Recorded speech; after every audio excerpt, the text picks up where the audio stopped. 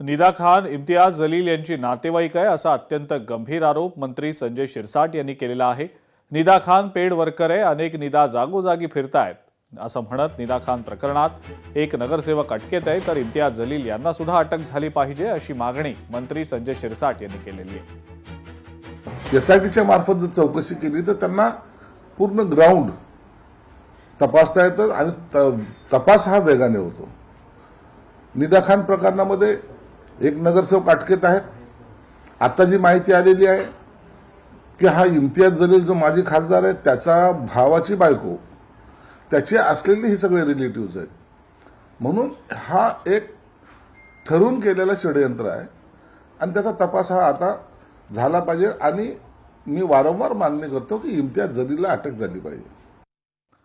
जालना महानगरपालिकेमध्ये भाजप नगरसेवकांमध्ये गोंधळ झाल्याचं पाहायला मिळत आहे। नगरसेवकांमध्येच झालेल्या वादामुळे मोठा गोंधळ उडालेला होता।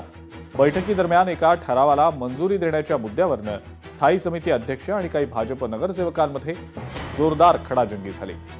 या वादाचं रूपांतर हाणामारीत झाल्याचाही आरोप आहे। स्थायी समिती अध्यक्षांना मारहाण करण्यात आल्याची तक्रार करण्यात आलेली आहे। या प्रकरणी जालन्यातल्या कदीम जालना पोलीस ठाण्यामध्ये भाजपच्या 2 नगरसेवकांसह एकूण 12 जणांविरोधात गुन्हा दाखल करण्यात आलाय।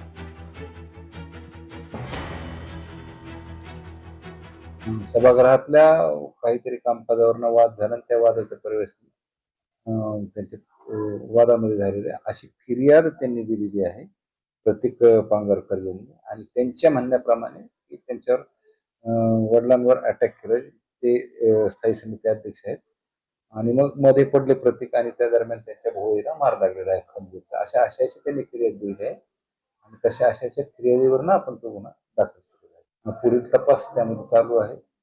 तांत्रिक पुरावे उपस्थित असणारे लोक यांच्याकडे चौकशी करून योग्य तो त्यामध्ये तपास आम्ही करत आहोत।